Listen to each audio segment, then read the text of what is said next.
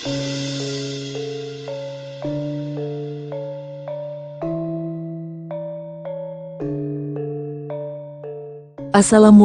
warahmatullahi wabarakatuh. Berjumpa kembali di channel Langit Bukit Menoreh Official. Di kesempatan kali ini, akan melanjutkan cerita di video sebelumnya, sebuah cerita karya Ebes, yang berjudul, Babat Negeri Leluhur, episode yang ke-50. Sebelum kita masuk ke ceritanya, tekan dulu tombol like video ini dan jangan lupa tekan juga tombol subscribe channel ini. Dan nyalakan juga lonceng notifikasinya, agar tidak ketinggalan cerita-cerita lainnya. Dan seperti apa untuk kisahnya kali ini, langsung saja kita masuk ke ceritanya.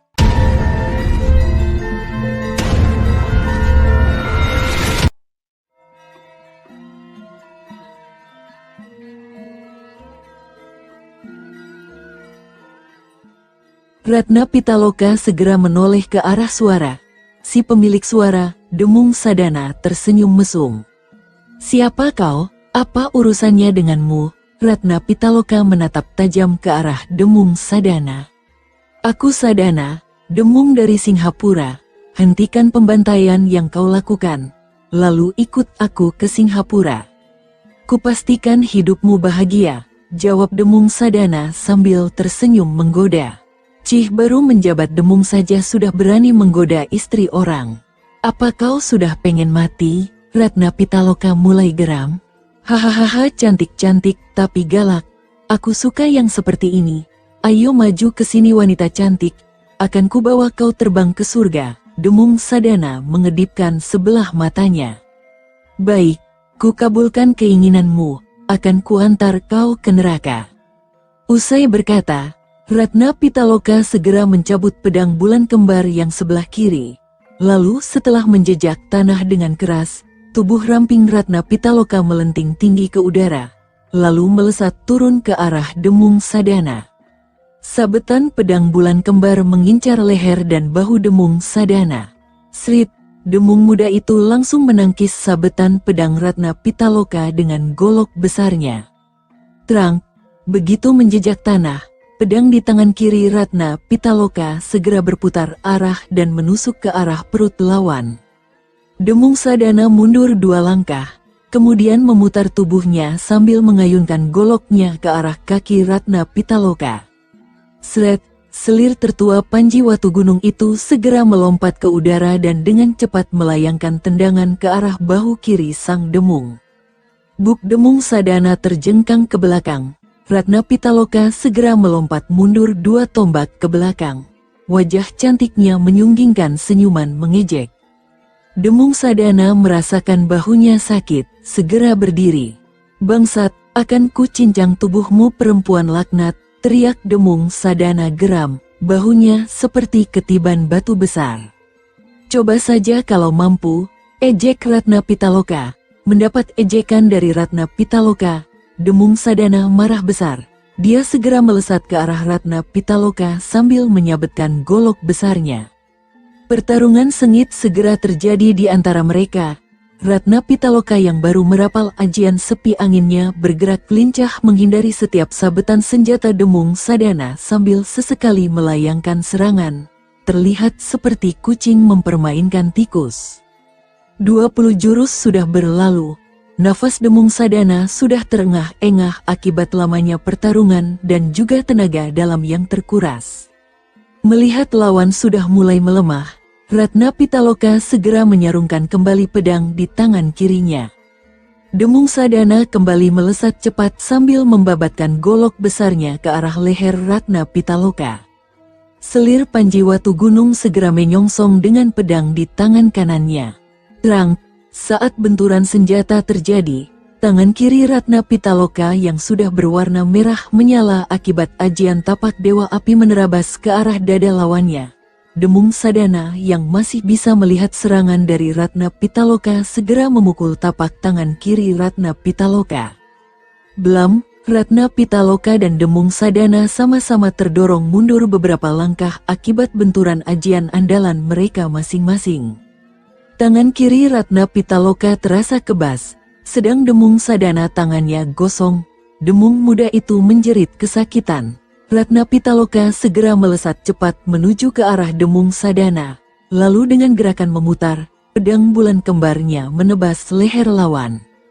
Crash, kepala Demung Sadana terpisah dari badannya. Badan itu ambruk dan bersimbah darah. Ratna Pitaloka segera menendang kepala itu dengan keras. Kepala melayang menghantam seorang prajurit Jenggala. Buk, si prajurit naas langsung pingsan akibat kerasnya tendangan Ratna Pitaloka pada kepala Demung Sadana yang telak menghajar dadanya. Pasukan Daha terus bertarung dengan gagah berani. Beberapa perwira Daha, seperti Bekel Majaya dan Tumenggung Surontanu, gugur sebagai pahlawan.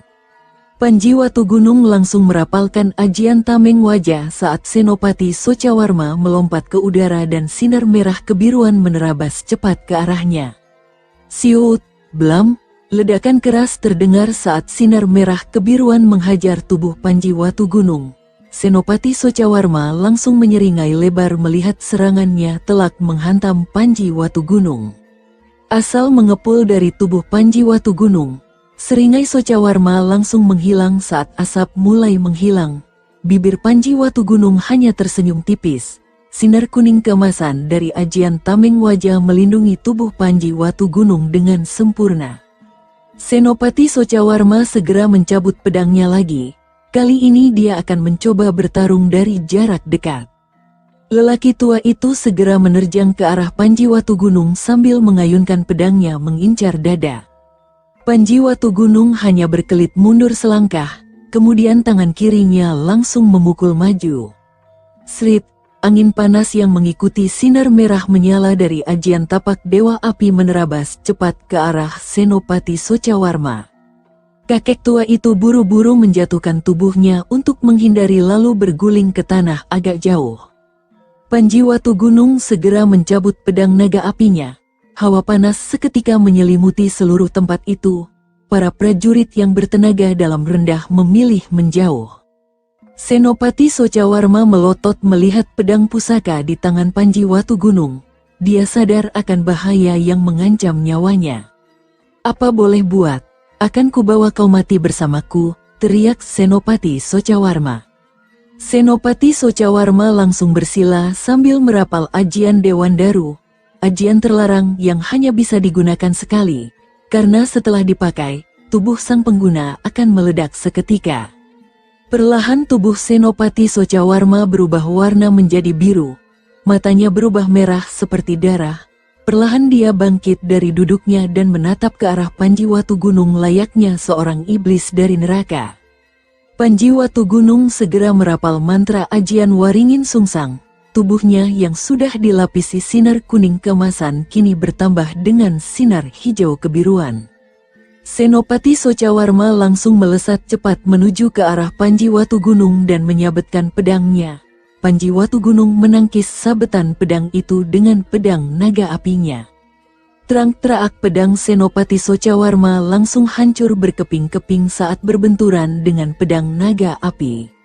Seketika Senopati Socawarma mencabut keris dari pinggang dan bermaksud menusuk perut Panji Watugunung. Ting! Senopati Socawarma kaget melihat keris pusakanya tidak bisa menembus kulit Panji Watugunung. Tangan kiri Watugunung langsung menangkap tangan kiri Senopati Socawarma. Selanjutnya sinar hijau kebiruan mulai menyedot daya hidup sang pemimpin pasukan Jenggala. Rasa sakit yang meremukkan tulang dan otot langsung dirasakan Senopati Socawarma. "Arg!" jerit Senopati Socawarma segera.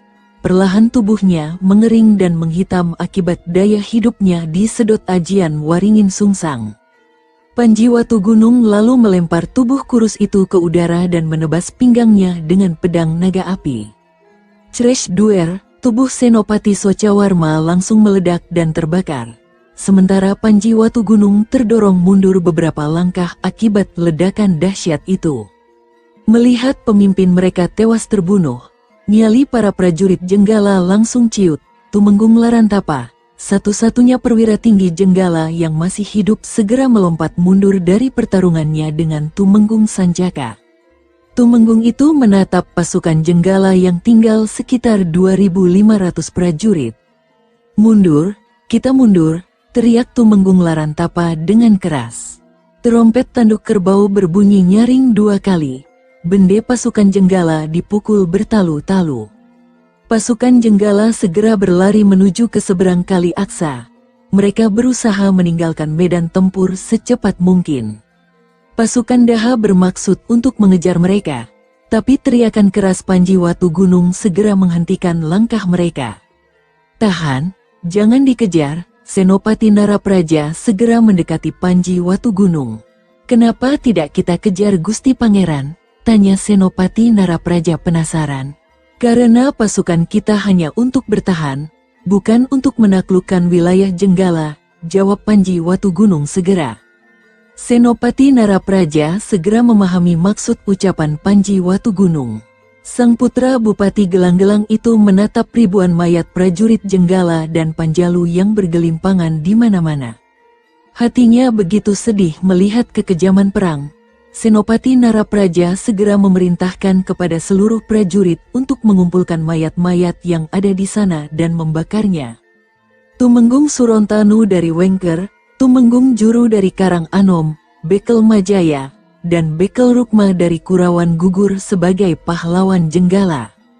Tumenggung Adiguna, luka serius, Tumenggung Bayu Chandra, Marakeh, Jarasanda, Ludaka, Gumbrek, Tumenggung Koncar dan Tumenggung Ringkasamba luka ringan.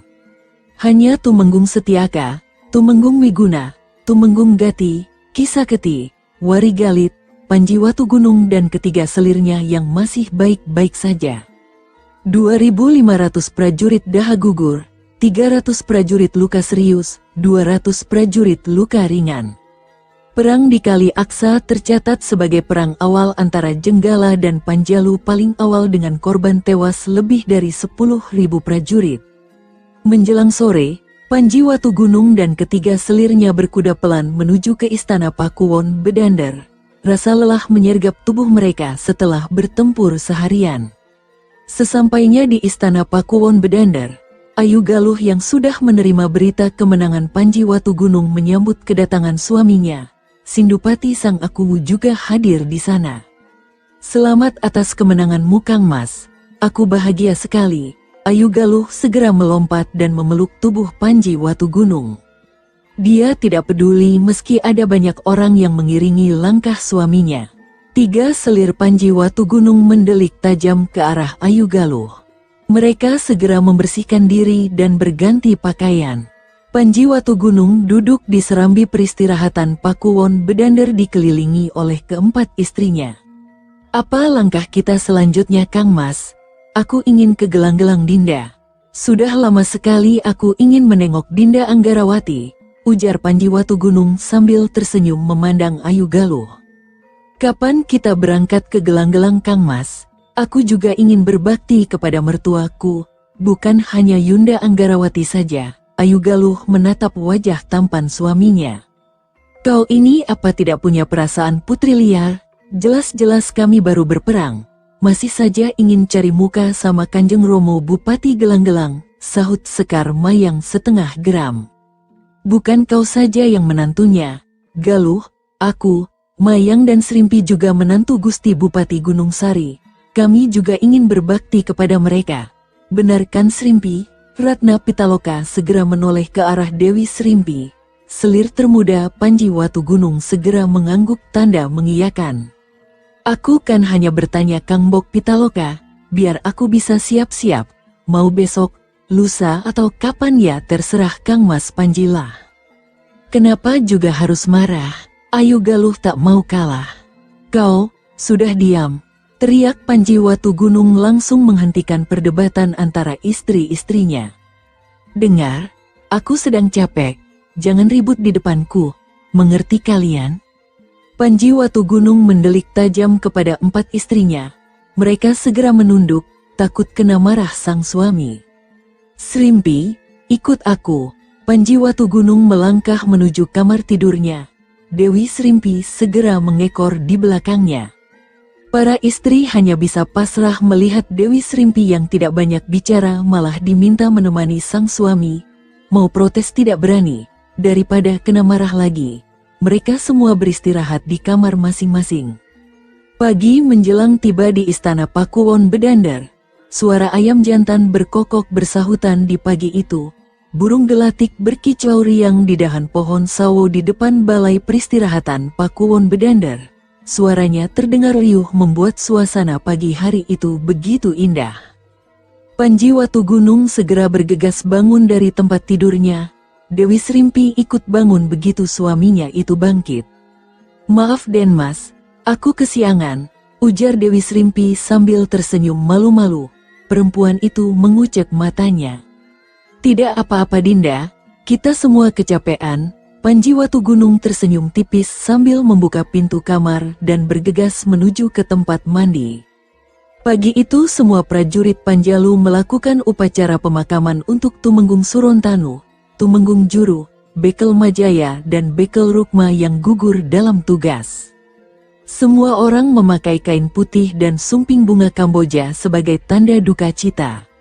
Resi Empu Soma dari Pertapaan Ranja memimpin acara. Taburan bunga mawar, kenanga dan melati memenuhi altar upacara penyucian raga di alun-alun Pakuwon Bedandar. Setanggi dan kemenyan dibakar.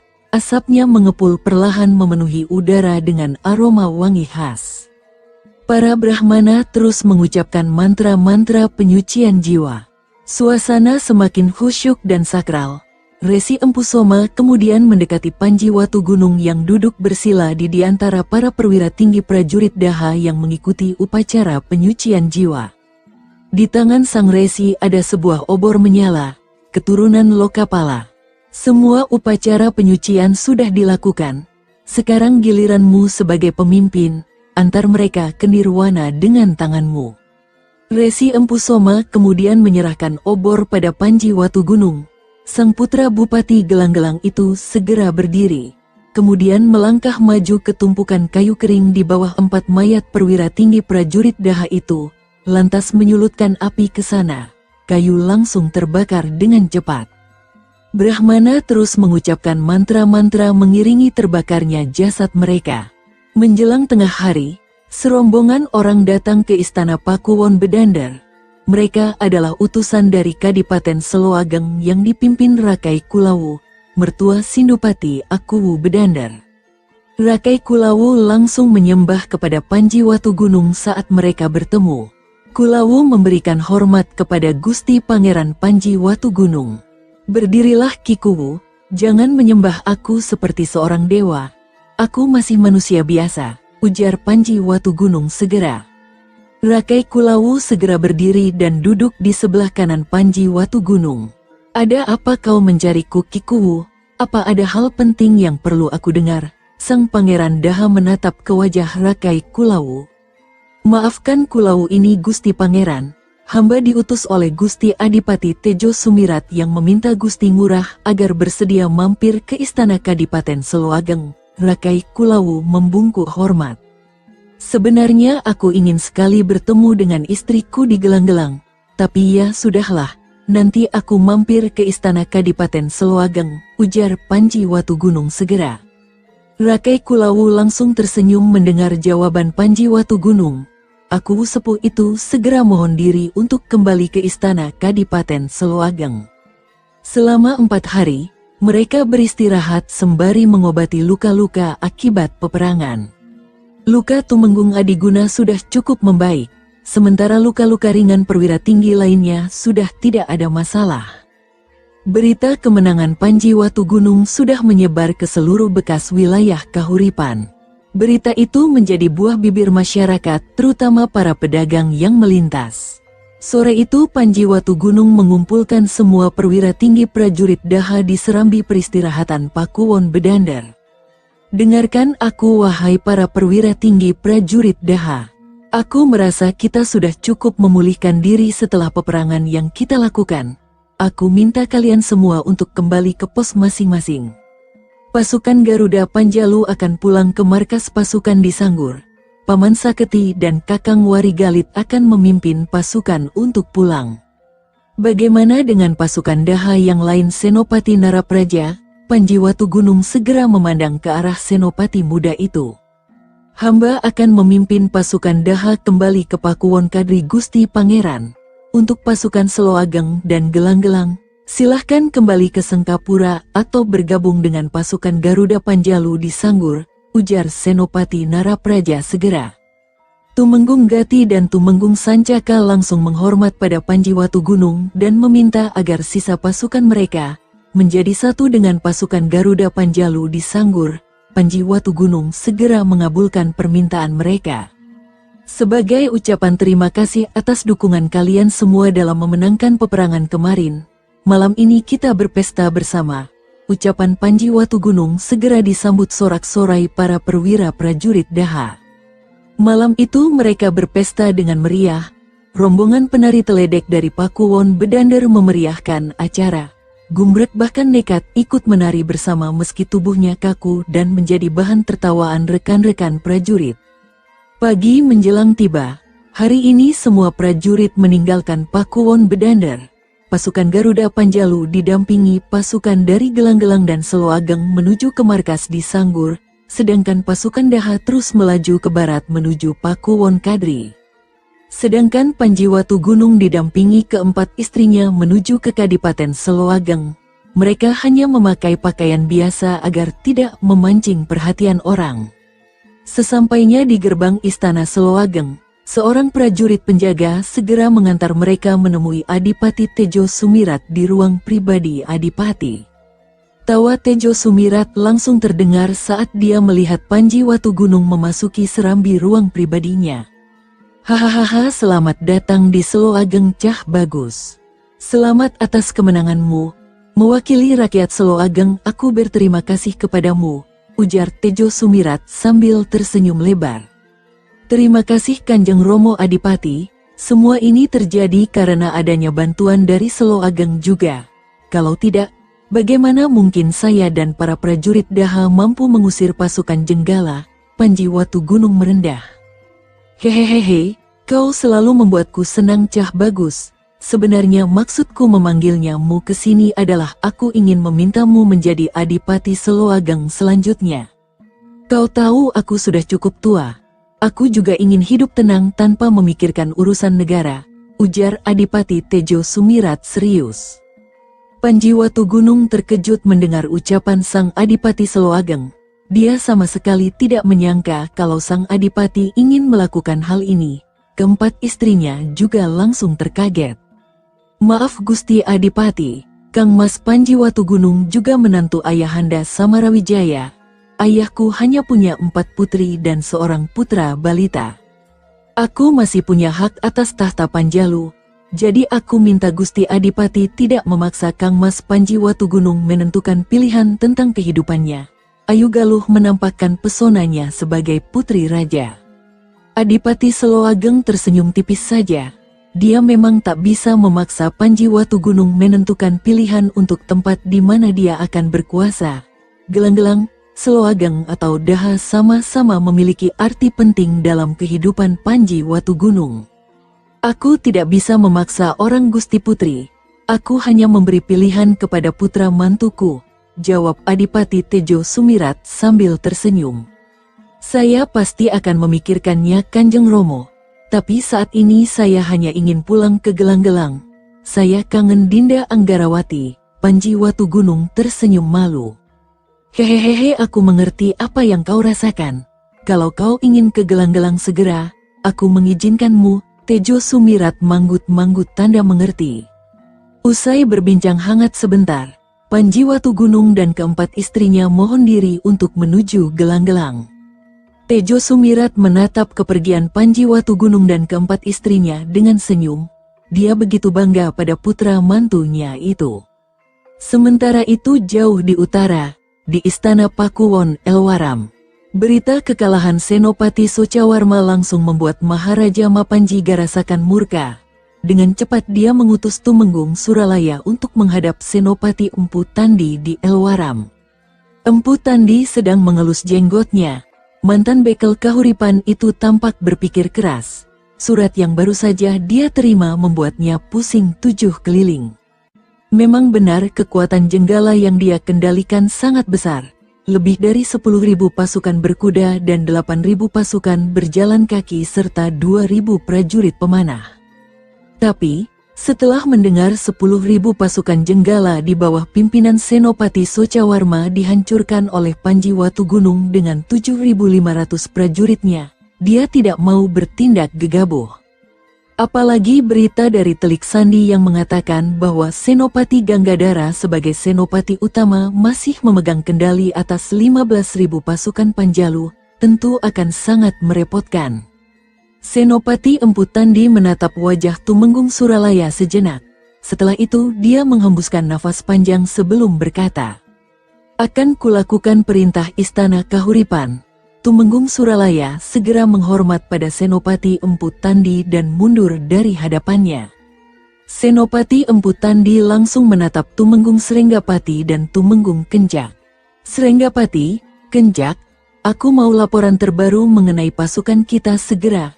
Nanti sore aku tunggu kalian di sini untuk bertemu. Panggil juga semua perwira tinggi dan menengah prajurit kita untuk menghadap." "Kalian laksanakan," titah sang Senopati Empu Tandi. "Sendiko dawuh Gusti Senopati." Dua Tumenggung Jenggala segera menghormat pada Senopati Empu Tandi dan bergegas menuju perkemahan pasukan Jenggala di utara Elwaram. Empu Tandi menatap langit siang itu dengan sayu. Ada perasaan aneh yang sulit dijelaskan dengan kata-kata. Panji Watugunung dan keempat istrinya menepuk punggung kudanya menyusuri jalan setapak di tepi hutan menuju kota Pakuwon Tawang. Cuaca yang panas membuat mereka sedikit kehausan dan memutuskan untuk beristirahat sejenak. Usai mengikat tali kekang kuda pada semak belukar di tepi jalan setapak, mereka duduk di bawah pohon rindang untuk melepas lelah. Dewi Srimpi membuka kantong air dari kulit rusanya dan memberikan pada Panji Watugunung yang berpeluh. "Terima kasih Dinda Srimpi," ucap Panji Watugunung sambil tersenyum tipis. "Sama-sama Den Mas." Dewi Srimpi beringsut mundur agak menjauh. Mereka berlima makan perbekalan yang sudah dipersiapkan saat di Istana Seloageng tadi pagi. Tiba-tiba saja dari arah barat, seorang lelaki tua dan seorang gadis muda berlari seperti dikejar oleh sesuatu. Lelaki tua berjenggot panjang itu berpakaian layaknya seorang pertapa. Mereka ngos-ngosan mengatur nafas sejenak kemudian berlari lagi dengan cepat ke arah Panji Watugunung dan keempat istrinya. "Ayo lari Wandansari, kau tidak boleh tertangkap," teriak sang lelaki tua berpakaian pertapa itu sambil terus menarik tangan gadis muda yang bernama Wandansari itu. "Aku sudah tidak kuat lagi Romo, aku sudah tidak kuat," balas Wandansari sambil terengah-engah. Di belakang mereka, serombongan pria berjumlah sekitar 10 orang memburu mereka. "Ayo tangkap mereka," teriak seorang pemuda yang tampaknya merupakan pemimpin kelompok itu. Wandansari melihat rombongan itu langsung bergegas berlari menjauh. Namun karena kalah tenaga, akhirnya mereka terkejar juga di dekat tempat peristirahatan Panji Watugunung dan keempat istrinya. Mereka segera mengepung lelaki tua dan Wandansari. Si pemuda segera mencekal lengan Wandansari. Gadis itu meronta-ronta ingin lepas, sementara anak buahnya menangkap lelaki tua berpakaian pertapa. "Lepaskan aku, Karpo, dasar bajingan, lepaskan aku. Aku tidak mau menikah denganmu," teriak Wandansari sambil mengibaskan tangannya namun tidak bisa lepas karena Karpo mencekal erat. "Hahaha, kau pikir bisa lepas dari tanganku Wandansari? Jangan mimpi kau," Karpo menyeringai lebar. "Lepaskan putriku bangsat. Aku tidak rela jika dia menikah dengan bajingan laknat sepertimu," teriak lelaki tua berpakaian pertapa itu. "Resi Widakdo, jangan banyak omong. Kau setuju atau tidak? Wandansari akan tetap menjadi istriku." "Pukul dia," teriak Karpo sambil mendelik tajam ke arah anak buahnya. Seorang lelaki berbadan besar langsung memukul perut Resi Widakdo dengan keras. Buk-wow, Resi Widakdo terhuyung-huyung kesakitan akibat pukulan keras anak buah Karpo. Saat akan memukul lagi, sebuah tulang ayam melesat cepat ke arah pelipis kanan si pria berbadan besar itu. Klak! Anak buah Karpo langsung terpelanting dan pingsan seketika. "Brengsek, siapa berani ikut campur urusanku?" teriak Karpo geram. "Aku? Memangnya kenapa kalau aku ikut campur?" Seorang perempuan muda cantik jelita muncul dari balik pohon besar sambil mengunyah daging ayam. Bisa dipastikan dia pelaku yang menyerang anak buah Karpo tadi. Melihat perempuan cantik itu, mata Karpo langsung melebar. Dibandingkan Wandansari, perempuan itu jauh lebih cantik.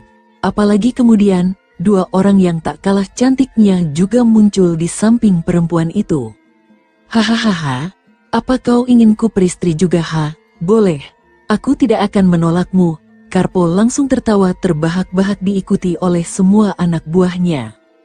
Lebih baik tidak menikah seumur hidup daripada harus menikah dengan bajingan berwajah jelek sepertimu. Ratna Pitaloka meludah ke atas tanah. Kurang ajar, cantik-cantik mulutmu pedas juga, perlu ku beri pelajaran rupanya. Kalian semua, tangkap tiga perempuan cantik itu sekarang. Karpo yang geram karena dihina, langsung memerintahkan anak buahnya untuk menangkap tiga selir Panji Watu Gunung itu segera. 9 orang anak buah Karpo langsung mengepung mereka bertiga. Mereka langsung menerjang ke arah ketiga selir Panji Watu Gunung. Seorang lelaki berbaju hitam langsung melayangkan pukulan tangan kosong ke wajah Ratna Pitaloka. Perempuan itu hanya tersenyum tipis sambil menggeser posisi tubuhnya sedikit ke kiri, kemudian sikutnya mengarah ke dada sang penyerang. Si baju hitam terpelanting ke belakang. Meski kelihatan pelan, namun karena dialiri tenaga dalam, sikutan Ratna Pitaloka membuat sesak nafas si baju hitam. Melihat teman-temannya roboh, si baju merah langsung mencabut pedangnya dan menyabet leher Ratna Pitaloka. Perempuan itu hanya sedikit menunduk, kemudian menyapu kaki si baju merah dengan kaki kanannya. Si baju merah limbung. Ratna Pitaloka segera memutar tubuhnya dan melayangkan tendangan keras ke perut si baju merah. Si baju merah terpental dan menabrak kawannya si baju hitam yang baru saja hendak berdiri. Dua orang itu langsung roboh seketika. Si ikat kepala biru langsung ciut nyalinya melihat Ratna Pitaloka dengan mudah menghajar kawan-kawan. Dia langsung kabur meninggalkan arena pertarungan. Dewi Srimpi lebih kejam, sekali serang 3 orang anak buah Karpo langsung pingsan dengan racun kembang emasnya. Sekar Mayang malah membuat 3 penyerangnya menderita luka lebam dan patah tulang. Melihat anak buahnya berjatuhan, Karpo berniat melarikan diri. Saat pria itu meloncat hendak kabur, sebuah tulang ayam melesat menghajar dada kanannya. Srit klak arg, suara tulang patah diikuti raungan keras dari Karpo, membuat Wandansari dan Resi Widakdo terkejut bukan main. Karpo langsung muntah darah segar. Dia pingsan. Dari balik pohon besar, Panji Watu Gunung dan Ayu Galuh muncul. Resi Widakdo langsung menghormat pada ketiga selir Panji Watu Gunung. Terima kasih atas bantuannya pendekar muda. Resi tua ini sangat tertolong oleh bantuan pendekar muda sekalian. Tidak perlu sungkan, Pak Tua, kami hanya tidak suka ada orang menindas orang lain, ujar Ratna Pitaloka segera. Kalau boleh tahu, kenapa kroco sekelas mereka ini mengejar kalian? Tanya Sekar Mayang sambil melirik ke Karpo dan anak buahnya. Resi Widakdo langsung menghela nafas panjang, kemudian ia bercerita. Kami penduduk Wanua Suren di Pakuwon Bonokeling wilayah Kabupaten Gelang-Gelang. Di Wanua kami, ada seorang juragan besar yang bernama Karmo, dia adalah Bapak Karpo. Karena ayahnya juragan besar, Karpo bertindak sesuka hati. Dia suka bertindak seenaknya, main perempuan juga mengganggu para wanita. Semua orang takut padanya. Karena juragan Karmo selalu membela anaknya itu. Sepekan yang lalu, dia berniat menikahi Wandansari. Kami terang saja menolaknya. Tapi karena kami tidak berdaya, kemarin malam kami kabur dari rumah, meninggalkan Wanua agar tidak menjadi korban Karpo selanjutnya. Tapi rupanya Karpo mengetahui tindakan kami dan mengejar kami. Sampai kami bertemu dengan pendekar muda sekalian. Resi Widakdo mengakhiri ceritanya sambil membungkuk hormat kepada Panji Watu Gunung dan keempat istrinya. Lantas apa rencana kalian selanjutnya? Tanya Ayu Galuh yang sedari tadi hanya diam mendengar. Kami tidak ingin kembali ke Suren lagi. Kami ingin pindah tempat pendekar muda. Wandansari menghormat pada Ayu Galuh. Bagaimana jika kalian ikut kami ke Gelang-Gelang? Aku berani memastikan bahwa tidak akan ada yang berani mengganggu kalian lagi di sana. Ayu Galuh menatap Panji Watu Gunung yang tersenyum mendengar ucapan Ayu Galuh.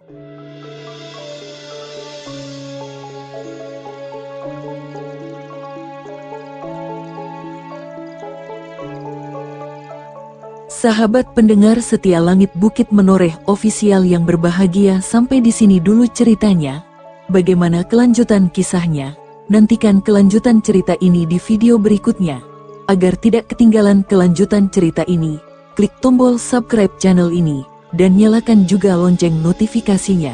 Wassalamualaikum warahmatullahi wabarakatuh.